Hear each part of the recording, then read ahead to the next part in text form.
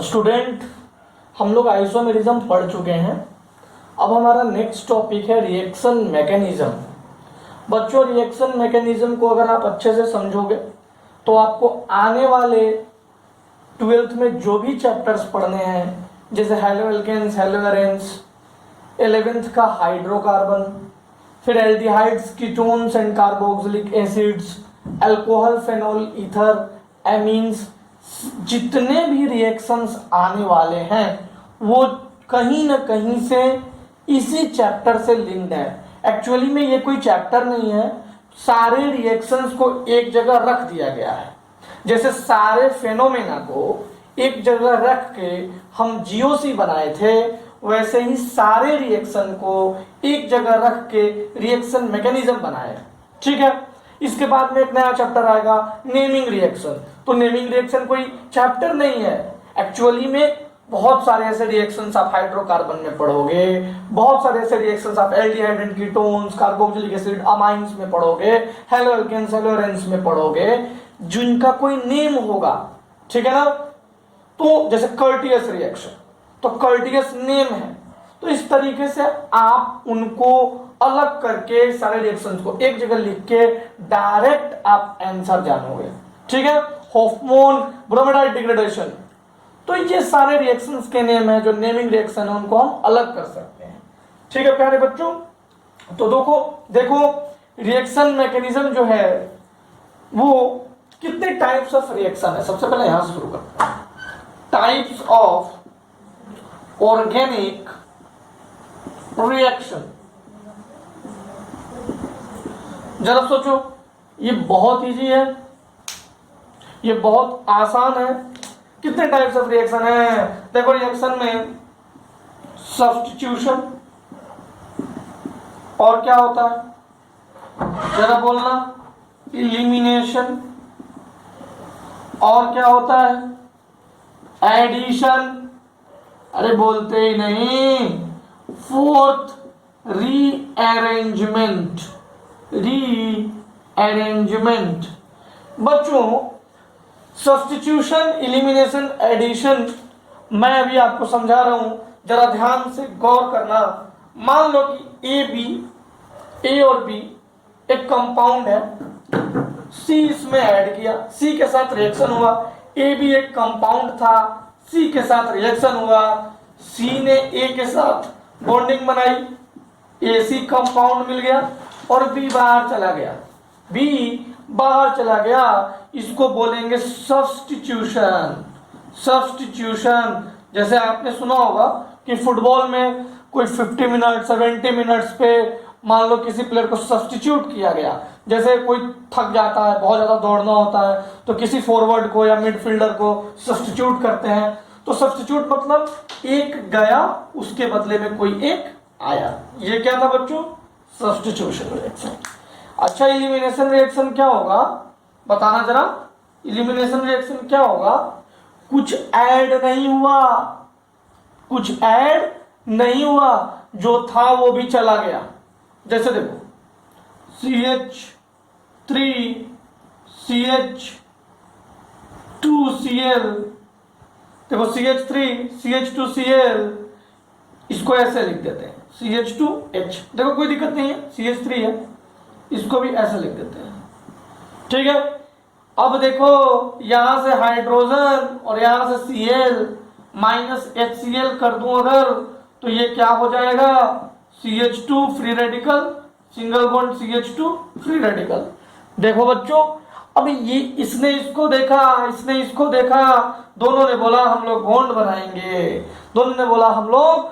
बनाएंगे, इन्होंने बॉन्ड बना लिया। अब देखो, कुछ ऐड हुआ है क्या? नहीं। क्या कुछ इलिमिनेट हुआ है? यस, हेलोजन एंड हाइड्रोजन, ये दोनों क्या हो गए बच्चों? ये दोनों इलिमिनेट हो गए, खत्म हो गए, इलिमिनेट हो गए। इसको बोलते हैं इलिमिनेशन रिएक्शन। अगर मैं इलिमिनेशन को ही उलट दूं तो एडिशन बन जाएगा। देखना कैसे बच्चों, देखो कैसे। मान लो कि हमारे पास CH2 डबल बॉन्ड CH2 है, इसमें मैं HCl ऐड करना चाहता हूं, तो देखो ये डबल बॉन्ड टूट जाएगा, एक पे पॉजिटिव और एक पे निगेटिव आ जाएगा, जिस पे पॉजिटिव आया उस पे Cl आके लग जाएगा, जिस पे निगेटिव आया उस पे H आके लग जाएगा और बन जाएगा CH। पॉजिटिव था इस पे Cl आया है CH2H, इसको कहते हैं एडिशन। देखो कुछ आकर ऐड हो गया है, तो क्या आप सब्स्टिट्यूशन समझ में आ गया आपको, क्या आपको इलिमिनेशन समझ में आ गया? बेसिक समझना है अभी, ये बहुत लंबा जाएगा, इसको बहुत अच्छे से समझेंगे, पढ़ाएंगे, बस आप बेसिक समझिए। क्या आपको एडिशन समझ में आया? इस डबल बॉन्ड को तोड़ा और ऐड किया, ठीक है। रीअरेंजमेंट होता है बच्चों कि कंपाउंड अंदर ही अंदर रीअरेंज कर रहा है, कंपाउंड अंदर ही अंदर रीअरेंज कर रहा है। जैसे मान लो यहाँ पॉजिटिव है, यहाँ अटैक करने के बजाय अगर ये पॉजिटिव यहाँ आ जाए तो देखो हाइपर कंजुगेशन से ज्यादा स्टेबल बनाएगा, यहाँ पे 2 अल्फा H, यहाँ पे 4 अल्फा H, तो ज्यादा स्टेबल बनाएगा, तो ये यहाँ आ जाएगा। मेरी बात समझ गए ना बच्चों? क्या मेरी बात आप समझ गए? ठीक है, तो आप यहां तक लिखिए। फिर हम आपको न्यूक्लियोफाइल, इलेक्ट्रोफाइल के बारे में और फ्री रेडिकल के बारे में थोड़ी थोड़ी बातें करेंगे। ये हमने जीओसी में आपको पढ़ा रखा है और वापस से बात करेंगे, क्योंकि जब सब्स्टिट्यूशन हो रहा है तो न्यूक्लियोफिलिक भी हो सकता है, इलेक्ट्रोफिलिक भी हो सकता है, इलिमिनेट हो रहा है, एडिशन हो रहा है, addition of nucleophile, elimination of nucleophile, elimination of electrophile, ये सारी चीजें आएंगी। तो हम जानेंगे कि न्यूक्लियोफाइल क्या है, इलेक्ट्रोफाइल क्या है। ठीक है बच्चों? ओके, ये लिख लीजिए। ओके,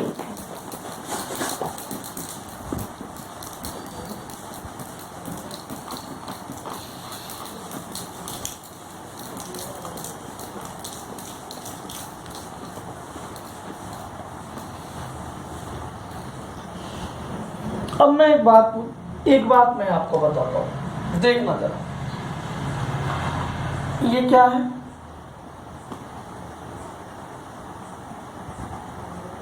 ये है मीथेन। ये क्या है? ये है मीथेन।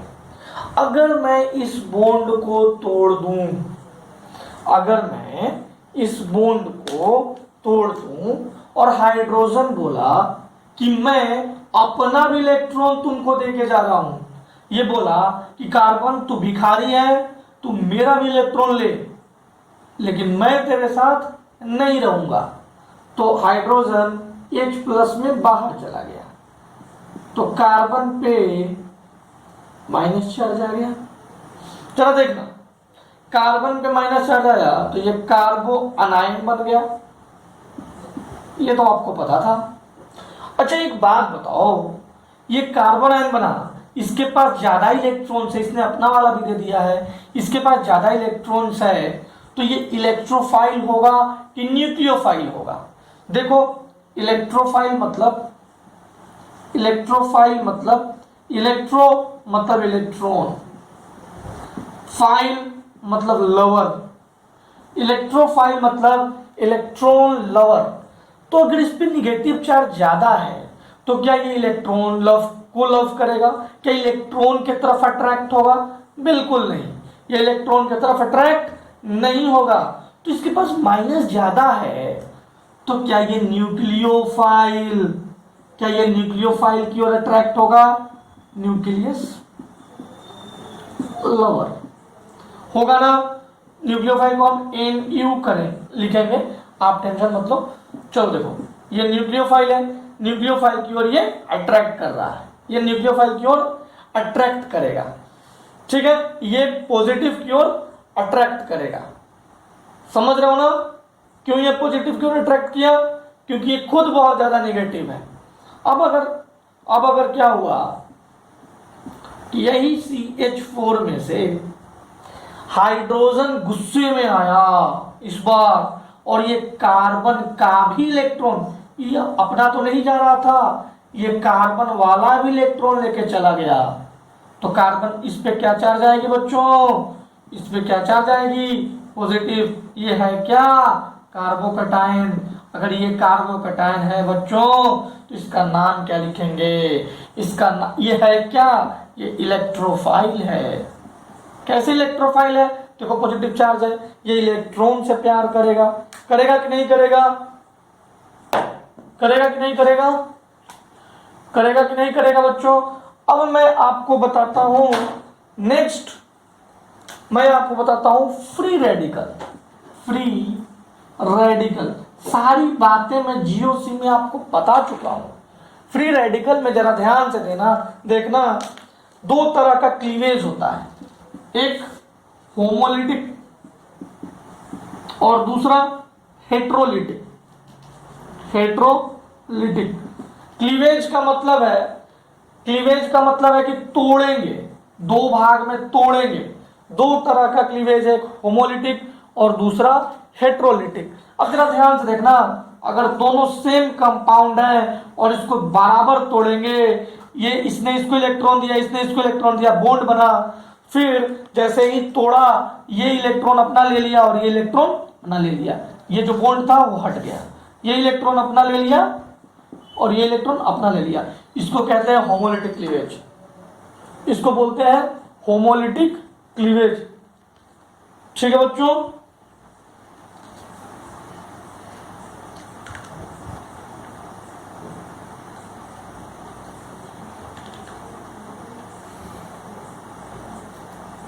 ठीक है, अगर मैं CH4 में करूंगा, यही काम अगर मैं CH4 में करूंगा तो देखना, CH4 में मैं यहां करके दिखा रहा हूं, CH H H H। अब इस बॉन्ड ये इसके पास चला गया, ये इसके पास चला गया, तो CH3 डॉट, ये हो गया फ्री रेडिकल। फ्री रेडिकल जरा ध्यान से देख लेना, देख लो जरा ध्यान से। ये हेट्रोलिटिक क्लीवेज हुआ क्योंकि ये और ये डिफरेंट थे, इसलिए हेट्रोलिटिक क्लीवेज हुआ। ये भी फ्री रेडिकल, ये भी फ्री रेडिकल। कोई दिक्कत? आप इसका स्क्रीनशॉट लो। अब मैं आपको आगे बताता हूं कि कौन फ्री रेडिकल रिएक्शन है और कौन फ्री रेडिकल सब्स्टिट्यूशन है, फ्री रेडिकल एडिशन है। ये सब मैं अब आपको आगे बताऊंगा। ठीक है ना? लिख लिया आपने? लिख लिया? चलो,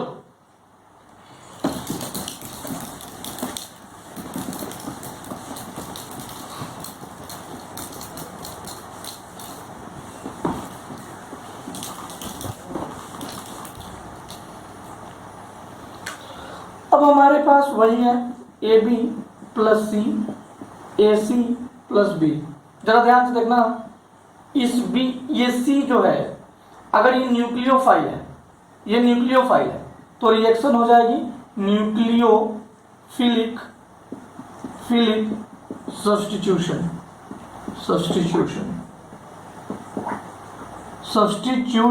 ठीक है? अगर ये C इलेक्ट्रोफाइल है, अगर ये C इलेक्ट्रोफाइल है तो क्या हो जाएगा? ये इलेक्ट्रोफिलिक सब्स्टिट्यूशन। ठीक है?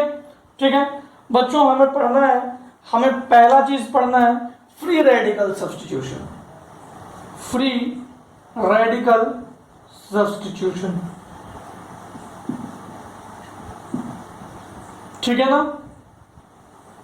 उसमें हमें पढ़ना है क्लोरीनेशन ऑफ मीथेन। एक्चुअली हमें एल्केन पढ़ना है, पर हम मीथेन से सीख लेंगे सारी बातें।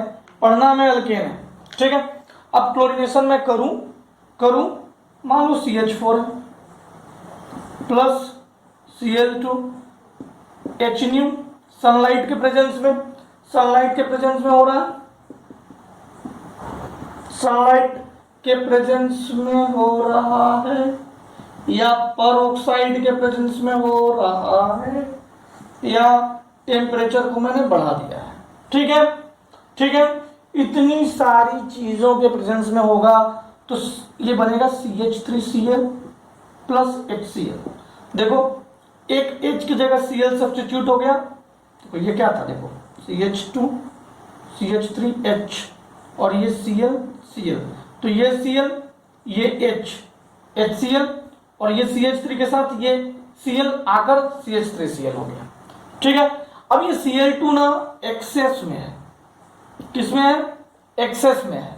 तो फिर से अरे हमारे पास धूप तो है ही, परोक्साइड भी है, टेम्परेचर भी हमारा बीकर का बढ़ा हुआ है जहां रिएक्शन हो रहा है, तो ये क्या बन जाएगा? CH2Cl2 plus HCl।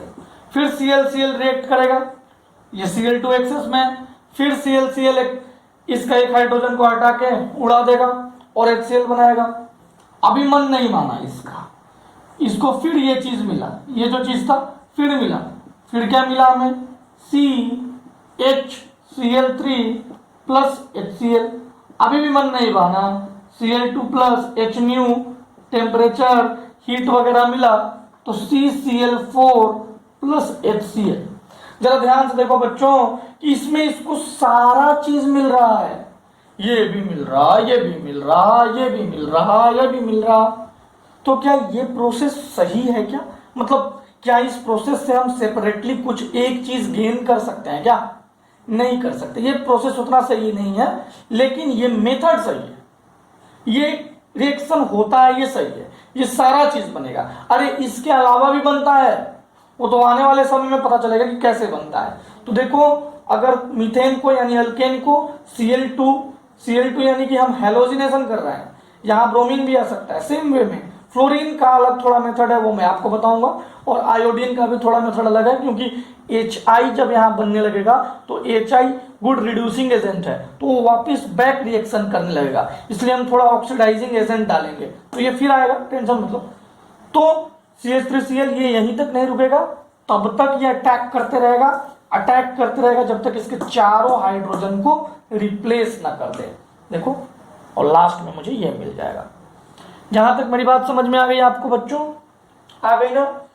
ठीक है, अब हम इस पे इतने में हमने क्या सीखा, मैं बस वही आपको लिखूंगा यहाँ पे, बस देखना, ये लिख लो। इतने में हमने सीखा कि this is not best method. क्यों? क्योंकि कोई एक हमें फॉर्म, कोई एक चीज हमें नहीं मिल रहा है। ठीक है, because it has all 4 products. ठीक है, एक चीज हो गई। अब देखो, it depends on the chlorine taken. जो क्लोरीन हमने लिया है उस पर बहुत कुछ निर्भर करेगा। क्लोरीन ज्यादा होगा तो सारे मिलेंगे बहुत ज्यादा अमाउंट में, कम होगा तो भी सारे मिलेंगे, लेकिन ये ज्यादा मिलेगा, फिर ये बहुत कम होंगे तो ये बहुत ज्यादा मिलेगा, फिर ये। मेरी बात समझ रहे हो ना? मतलब मिलेगा तो सभी, इसमें कोई संदेह नहीं है। ठीक है, अब कुछ लोग सोच रहे होंगे कि सर अगर मीथेन ज्यादा होगा तो क्या होगा? तो देखो बच्चों, if methane is in excess then इसको फर्स्ट मान लेते हैं, इसको फर्स्ट मान लो, इसको सेकंड मान लो, इसको थर्ड मान लो, इसको फोर्थ मान लो। If methane is in excess then first is major, second and third are also formed। कोई दिक्कत बच्चों? कोई दिक्कत नहीं। तो देखो, इसीलिए ये मेथड सही नहीं है, पर ये मेथड हमें पढ़ना है, क्योंकि फ्री रेडिकल मैकेनिज्म हमें यहीं से समझ में आएगा। ठीक है ना? मैं मिटाऊं, मैं आपको मैकेनिज्म समझाऊं, फ्री रेडिकल मैकेनिज्म कैसे ये ऐसे इतना चीज बन रहा है, और भी क्या क्या बन सकता है। देखो, एग्जामिनेशन में क्वेश्चंस ये नहीं आता है कि इससे क्या बना, क्वेश्चंस आता है कि इनमें से कौन है जो नहीं बनेगा, और मैक्सिमम केसेस में नॉन आंसर आता है, क्योंकि सारे बनते ही बनते हैं। अभी थोड़ी देर में आप भी समझ जाओगे कि क्यों सारे बनते हैं। ठीक है, ये लिख लीजिए, ये लिख लिया आपने, ओके,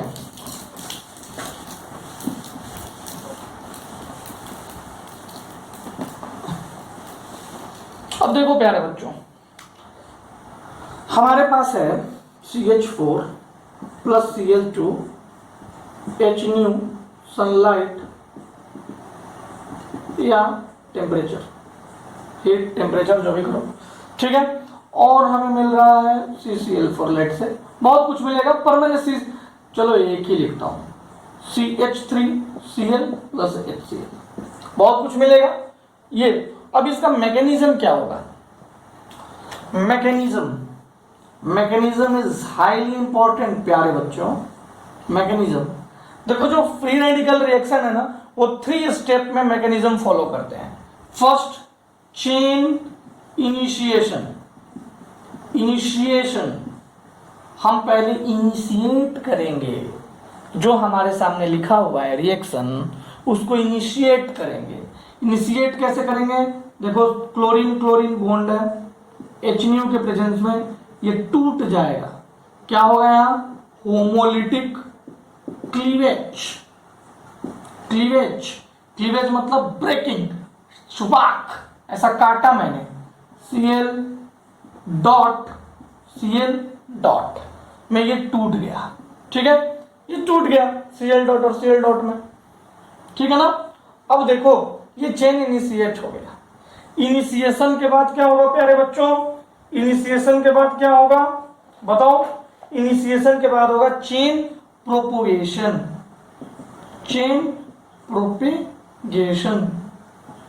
प्रोपगेट करेगा चेन, और लास्ट में होता है चेन टर्मिनेशन। तो यहां पे आएंगे, आने से पहले मैं तुम्हें कुछ बात बताता हूं। चेन प्रोपगेशन में क्या होगा प्यारे बच्चों? कार्बन है, हाइड्रोजन हाइड्रोजन हाइड्रोजन हाइड्रोजन, अब यहां पे क्या है भाई? Cl डॉट, यही है ना, देख लो, यही है ना। अब देखो, ये कार्बन ना, ये हाइड्रोजन अपना एक इलेक्ट्रॉन लेके चला गया, इस कार्बन को दे दिया, कार्बन को अपना इलेक्ट्रॉन दे दिया, यहां भी हेट्रोलिटिक क्लीवेज हुआ, देख लो। अब बना क्या? CH फ्री रेडिकल, ठीक है, प्लस Cl डॉट, और ये H डॉट, ये H बाहर गया ना, ये H से बाहर आया, तो Cl डॉट और H डॉट मिल गए, मिलकर बना दिए HCl, ठीक है। कोई दिक्कत हो तो पूछ लो। इसके बाद नेक्स्ट होगा, अब नेक्स्ट क्या होगा देखना जरा। अब नेक्स्ट होगा कि हमारे पास CH3 है डॉट प्लस क्या है भाई? CH3 डॉट है प्लस Cl डॉट Cl है। अरे भैया, ये Cl 2 था ना, Cl फिर से टूट सकता है, अरे कुछ भी हो सकता है, आप टेंशन मत लो इसकी। Cl डॉट Cl, HNU लगातार सप्लाई हो रहा है, सब कुछ सनलाइट टेम्परेचर सब कुछ है, तो ये टूट सकता है। ये हमारा एक्सेस में है, तो ये CH3 डॉट हमें मिला, HCl बाहर आ गया, अब ये Cl इसके साथ भी तो जुड़ जाएगा और CH3 Cl बना देगा। अब ये हमारे पास Cl डॉट फिर है, ये Cl डॉट वापस से जाके इस पे अटैक करेगा, सेम प्रोसेस फॉलो होगा, वापस से जाकर अटैक किया, सेम प्रोसेस फॉलो हुआ। तो देखो, कंपाउंड में ये भी हमें मिल रहा है, हमें ये भी मिल रहा है, ये एक नहीं 2 मॉलिक्यूल मिल सकता है, 3 मॉलिक्यूल मिल सकता है ना, कोई दिक्कत तो नहीं है ना इसमें। चलो, अब मैं तुम्हें कुछ कंपाउंड बना के दिखाऊंगा कि इससे क्या क्या और कंपाउंड बन सकता है। फिर तुम सोचोगे कि अरे यार, ये तो बहुत सारा कंपाउंड बन रहा है, तो वो चेन टर्मिनेशन में पता चलेगा। यहां तक आप समझ में आ गया? ये वापिस जाएगा, वापिस ऐसा मेथड आएगा, फिर CH2Cl2 बनेगा, फिर वापिस जाएगा, फिर CHCl3 बनेगा, फिर वापिस जाएगा, फिर CCl4 बनेगा। इसके बीच में कितने सारे कंपाउंड बनेंगे, सिर्फ इससे मैं कुछ कंपाउंड बना के दिखाऊंगा, बाकी आप स्वयं समझ सकते हैं। यही मैं बताता हूं जिससे कि आपको अच्छे से समझ में आए। चेन टर्मिनेशन स्टेप 1 था, यह स्टेप 2 था और यह स्टेप 3 है, चेन टर्मिनेशन। अब देखो, मान लो ये कंपाउंड बन रहा है या बन रहा होगा इन द मिड में क्या हमारे बीकर में ये मौजूद होगा कि नहीं होगा? क्या हमारे बीकर में ये मौजूद होगा कि नहीं मौजूद होगा? ये दोनों चीज मौजूद होंगे कि नहीं मौजूद होंगे? बस इन्हीं दोनों चीज से देखो क्या क्या बनाया जा सकता है। इन्हीं दोनों चीज से क्या एक इसका मॉलिक्यूल मिलकर Cl2 बना देगा और वही Cl2 फिर से टूटेगा और फिर से बहुत सारी घटनाएं घटाएगा। क्या CH3 dot plus Cl dot मिलके CH3Cl बना देगा ना? ये इसको दे देगा अपना इलेक्ट्रॉन, इससे ये अपना इलेक्ट्रॉन लेके CH3Cl बना देगा। क्या ये CH3 डॉट जब ये दोनों आपस में मिल सकते हैं तो क्या CH3 डॉट और CH3 डॉट आपस में नहीं मिल सकते?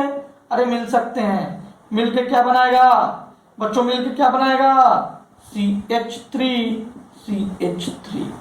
इथेन बनाएगा। तो देखो बच्चों, ये दोनों ही सिर्फ थे तो आपस में मिलके बहुत कुछ बनाए। तो अब जरा सोचो कि जब CH2Cl डॉट एक हाइड्रोजन और निकल जाएगा HCl के साथ और Cl डॉट रहेगा तो कितना सारा चीज बनेगा और क्या क्या बनेगा आप खुद से सोच लो। ठीक है, ये दो मॉलिक्यूल रहेगा तो CH2Cl एक ये भी बन सकता है, इसके साथ ये भी तो था, ये दोनों था, तो देखो कितना मॉलिक्यूल्स बन सकता है। इसीलिए कभी क्वेश्चन ये नहीं आता है कि क्या बनेगा, मैक्सिमम केसेस में क्वेश्चन आता है कि कौन वाला कंपाउंड नहीं बनेगा। तो अब देख लो कितना सारा कंपाउंड बनता है, आपको खुद से बना के देखना पड़ेगा। स्टेप सेट है बिल्कुल, पहले इनिशिएट करो, किया, इसके बाद इसको तोड़ो, प्रोपेगेट होगा, ये टूटेगा, फिर ये H इसके साथ जाके HCl में चला जाएगा, इस पे एक फ्री रेडिकल रहेगा, इसी प्रोपेगेशन में Cl डॉट Cl अटैक करके CH3Cl बनाएगा, Cl डॉट वापस अटैक करेगा इस पे, फिर CH2Cl2, फिर CHCl3, फिर CCl4। ये तो सेट था कि ये बनेगा ही, लेकिन थोड़ा थोड़ा 0.1%, 0.3%, 0.4% ये सब भी बनेगा, क्योंकि उस बीकर में CH3 डॉट भी था, उस बीकर में Cl डॉट भी था। ये आपस में भी तो मिल सकते हैं, कोई जरूरी थोड़ी ना कि वन मॉलिक्यूल था या 1 मोल था, बहुत सारे थे, ये आपस में भी तो मिल सकता है। ये तो एक्सेस में है, ये तो मिलेगा ही मिलेगा। तो ये आपस में मिला Cl2, ये आपस में दो मिलके CH3, ये दोनों मिलके CH3Cl, और एक यही को मैं यहाँ रिप्रेजेंट किया हूँ, इन दोनों को रिप्रेजेंट मैं नहीं किया हूँ। तो बच्चों ये हमारा पहला चैप्टर है, पहला रिएक्शन मैकेनिज्म का पहला लेक्चर है। इसमें मैंने आपको बेसिक बताया, मैं कल फिर से आपको हल्का सा रिवीजन कराऊंगा और इसके बाद धीरे धीरे हम रिएक्शन मैकेनिज्म की दुनिया में आगे बढ़ जाएंगे। देखो ये रिएक्शन मैकेनिज्म तुम्हें बहुत अच्छे से समझना है। अगर तुम्हें अच्छे से समझ में आ गया तो तुम्हें कभी भी पूरे ऑर्गेनिक केमिस्ट्री में दिक्कत नहीं होगी। दो ही चीज तो समझना है यार, एक जीओसी, एक reaction mechanism. Everything will be crystal clear in organic chemistry. हाँ, कुछ वैसा ही क्वेश्चन नहीं बनेगा जो बिल्कुल बर्निंग चीजों का हो, बर्निंग टॉपिक्स का हो। जैसे ऑर्गेनिक बहुत यू कैन से बहुत ये है, स्टैटिक नहीं है, बहुत डायनेमिक है, तो इधर उधर से भी क्वेश्चन पूछ सकते हैं। कभी नया नया एडवेंचर हो रहा है तो कोई ऑर्गेनिक मतलब डिस्कवरी हो रहा है तो उसमें कोई ऑर्गेनिक कंपाउंड्स का नाम देके पूछ सकते हैं। तो आपको डरना नहीं है, आपको क्वेश्चंस को झेलना है, क्वेश्चंस करने हैं। ठीक है बच्चों, चलो ये पढ़ना अच्छे से, रिवीजन करना, फिर हम अगले क्लास में मिलते हैं। Good night.